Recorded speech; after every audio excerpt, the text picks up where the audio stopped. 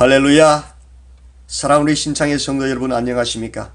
오늘은 구약의 마지막 책 말라기서의 말씀을 통하여 하나님의 크신 은혜를 함께 나누고자 합니다. 하나님께서 범죄한 이스라엘 백성들에게 그 약속대로 공의를 행하셔서 바벨론을 일으키셔서 BC 586년에 예루살렘의 성전을 불태워버리고 예루살렘의 성을 무너뜨려버리고 그 백성들을 바벨론의 포로로 잡아가게 하십니다. 그리고 그 약속대로 70년이 흐르자 바벨론을 징벌하셔서 무너뜨려버리시고 페르시아 제국을 일으키셔서 그 포로된 백성들을 다시 예루살렘으로 포로 귀환 돌아오게 하십니다. 돌아온 그 백성들은 스룹바벨과 또 느헤미야와 에스라와 같은 지도자들을 통하여 그 황폐한 예루살렘 성에 성전을 세웁니다. 그리고 그들은 기대합니다. 이제 하나님께서 우리가 성전을 세웠으니 이 나라를 다윗의 시대와 같이 회복시켜서 번영의 번영을 거듭하게 하실 것이다. 그러나 아무리 기다려도 그들의 기대와는 달리 여전히 계속되는 식민지배 가운데서 그들은 고통하고 핍박과 압제 속에 있습니다. 그래서 그들은 현실에 대하여 환멸합니다. 실망하고 원망하고 하나님을 의심하고 그 배신감에 타락합니다. 그들은 반문합니다. 주께서 어떻게 우리를 사랑하셨는가? 언제 열방을 심판하시는가? 그리고 그들은 말합니다. 하나님을 섬기는 것이 헛되다. 만군의 여호와 앞에서 그 명령을 지키며 슬프게 행하는 것, 스스로를 겸비하여 겸손히 행하는 것, 애통하는 자로 살아가는 것이 무엇이 유익하냐? 오히려 교만한 것이 복되고 악을 행하는 것이 번성하고 하나님을 시험하는 자가 화를 면한다라고 스스로 말합니다. 그들의 그 의심, 그들의 그 말 앞에 경고의 말씀으로 선포된 말씀이 바로 말라기서의 말씀입니다. 이스라엘 백성들의 그 질문 앞에 주께서 어떻게 우리를 사랑하셨는가? 언제 열방을 심판하시는 그 질문에 하나님 1장 1절부터 5절에 대답하십니다. 내가 너희를 사랑하였다. 야곱은 사랑하였고 에서는 미워하였다. 그래서 에서의 산들을 황폐하게 하였고 그 산업을 광야의 이들에게 넘겼다. 실제로 하나님께서는 이스라엘을 심판하는 도구로 쓰던 바벨론을 BC 553년에 멸망시키셨습니다. 심판했습니다. 그리고 그 바벨론이 이스라엘을 침공할 때 배후에서 바벨론을 도왔던 에돔을 BC 536년에 멸망시켜버리셨습니다. 그럼에도 불구하고 이스라엘 백성들은 눈이 가려져서 영적 눈이 어두워져서 하나님의 그 신실하심을 깨닫지 못하고 그 공의를 행하시는 하나님을 깨닫지 못해서 주께서 어떻게 우리를 사랑하셨는가 반문하고 있는 것입니다. 그렇다면 이 신실하신 하나님께서 공의의 하나님께서 왜 그들을 아직도 식민지 앞에 두고 있는가? 그에 대한 답이 1장 6절부터 14절의 말씀입니다. 내 이름을 멸시하는 제사장들아, 너희가 더러운 떡을 눈먼 희생의 제물을 저는 것과 병든 것을 드리는 것이 어찌 악하지 아니하냐? 아들은 그 아버지를 종은 그 주인을 공경하나니 내가 아버지일진데 나를 공경함이 어디 있느냐? 그들은 병든 것, 흠집난 것, 그런 것들을 하나님의 제사의 제물로 하나님의 제사를 경멸히 여기고 또 그 제사 자체를 번거로운 것으로 경멸하여서 고심치며 훔친 물건과 저는 것, 병든 것을 가져왔습니다. 심지어 서원을 해놓고도 서원의 제물조차도 흠 있는 것으로 속여서 하나님께 드렸습니다. 하나님이 반문하십니다. 그것을 너희 총독에게 드려봐라. 그가 너를 기뻐하겠으며 너를 받아주겠느냐? 총독도 그런 거 안 받아준다. 너희 모든 문제의 근원이 무엇이냐? 잘못된 예배가 안에 있다. 기복주의에 근거한, 보상론에 근거한 목적을 위한 바로 불신앙, 내가복음, 잘못된 예배에 있는 것이다. 만군의 여호와가 이르노라. 너희가 내 제단 위에 헛되이 불사르지 못하게 헛되이 예배드리지 못하도록 너희 중에 성전 문을 닫는 자가 있으면 좋겠다. 그 결과 하나님은 산을 옮기지 않습니까? 이방 민족 중에서 해 뜨는 곳에서부터 해 지는 데까지 그 이방 민족 중에서 내 이름이 크게 될 것이다. 그들이 각지에서 내 이름을 위하여 그들이 분향하고 깨끗한 재물을 가지고 나오게 될 것이다. 왜? 이스라엘이 예배의 본질에서 벗어났기 때문이지. 그렇습니다. 우리 하나님은 만홀히 여김을 받는 분이 아닙니다. 우리 하나님은 큰 임금이시요 만군의 여호와이시기 때문입니다. 이스라엘 백성들의 모든 문제의 근원은 잘못된 예배가 아닙니다.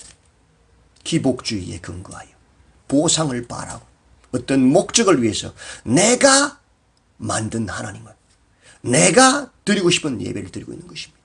하나님이 배제된 잘못된 왜곡된 예배에 그들의 모든 문제가 있는 것입니다. 그래서 하나님은 이스라엘의 제사장들에 대하여 경고하십니다. 2장 1절부터 9절입니다. 너희 제사장들아 다시 여호와의 영광을 위해서 예배드려라. 그렇게 회복되지 않으면 내가 너희를 저주할 것이다. 제사장의 본질이 무엇이냐? 많은 사람을 돌이켜서 죄악에서 떠나게 하는 것이 아니냐? 그런데도 불구하고 너희는 오히려 옳은 길에서 떠나 많은 사람을 율법을 거스르게 하는 자가 되었다. 레위의 언약을 깨뜨리는 자가 바로 너희들이다. 그런데도 내가 너희를 축복한다면 나는 공의로운 하나님이 아니지 않느냐? 이스라엘 백성들아, 너희가 한 하나님, 한 아버지를 섬기면서 어찌하여 형제에게 거짓을 행하고 너희가 어리부터 맞이한 그 아내, 그와 내 사이에 하나님이 정인이 되셔서 하나를 만들어 경건한 자손을 얻고자 하셨는데도 불구하고 어찌하여 내 아내에게 거짓을 행하고 있느냐? 너희들은 한 아버지의 한 백성으로서 형제에게 거짓을 행하고 이방신들의 딸과 결혼하는 자fun을 행하여서 영적 음행을 행하고 있고 어려서부터 맞이한 그 아내를 한몸 되게 하신 그 하나님 말씀을 버리고 간음을 행하고 이혼을 함으로 육적을 음행을 행하고 있다. 그런데도 내가 너희의 제사를 받고 너희의 재물을 기뻐하고 너희를 축복한다면 나는 죽은 우상과 무엇이 다르냐? 나는 공의로운 하나님이 아니지 않느냐? 그렇다면 그렇습니다. 하나님은 가증하고 속이고 기만하는 상한 감정이 아니라 상한 심령을 원하시는 하나님이십니다. 제사장들이 백성들로 율법을 거스르게 하고 백성들은 형제에게 거짓을 행하고 이방신의 딸과 결혼하고 자폰하고 어려서 맞이한 한몸된 아내를 버리는 그런 일을 행하면서도 하나님의 긍휼을, 하나님의 은혜를, 하나님의 축복을 받겠다고 말하는 것은 눈으로 하늘을 가리는 것과 같지 않습니까? 그러면서도 우리가 어떻게 여호와를 괴롭혀 드렸냐고. 모든 악을 행하는 자는 여호와의 눈에 좋게 보이고 그에게 기쁨이 된다고 말하면서 정의의 하나님이 없다고 말하는 그들이 얼마나 어리석은 자들입니까? 그들의 말에 3장에서 하나님은 대답하십니다. 나는 만군의 여호와 공의의 하나님이다. 보라, 내가 내 사자를 보내서 내 앞에서 길을 준비할 것이다. 또 내가 그 후에 성전에 임할 것이다. 그 성전에 임하는 언약의 사자 예수 그리스도가 하나님의 말씀을 사모하고 그 말씀을 지키려고 해서는 레위 자손을 깨끗하게 할 것이다.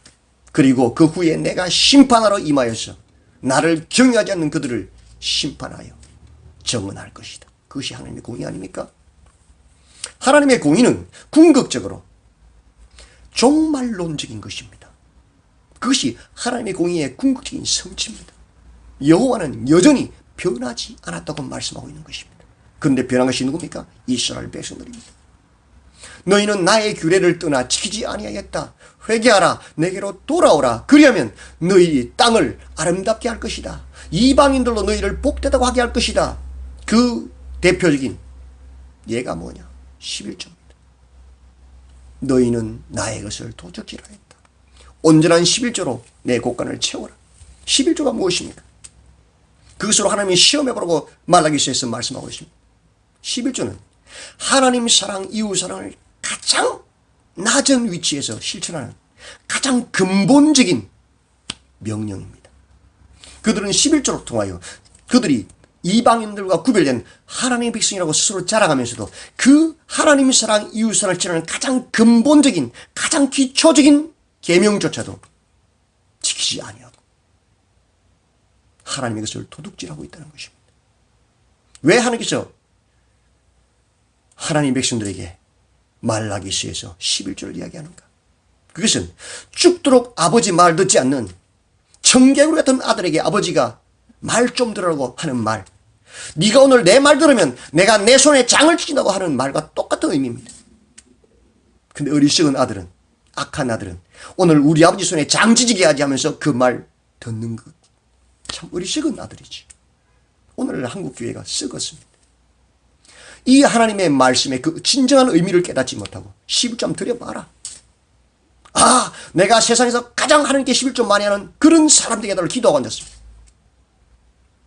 그렇게 써먹으라고 거짓 목자와 만몬 숭배 성도들의 탐욕이 합작되어서 그렇게 써먹으라고 준 말씀이 아닙니다. 하나님 사랑, 이웃 사랑을 위한 가장 근본적인, 가장 기본적인 그 계명 11조라도 한번 지켜보라고 말씀하는 말씀 아닙니까?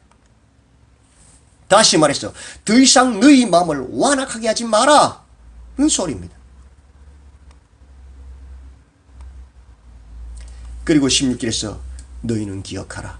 너희의 모든 말과 행위가 하나님의 계명의 기념책에 기록되어 있다.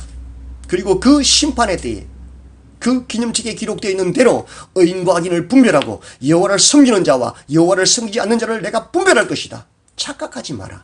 마지막 때 하나님의 심판의 날이 있다. 그것이 궁극적인 하나님의 공의의 실천이다. 그리고 4장에서 용광로의 불같은 날을 말씀하시면서 교만한 자와 악을 행하는 자는 다 지푸라기 같이 태워버릴 것이다 라고 말씀합니다. 그 마지막 때.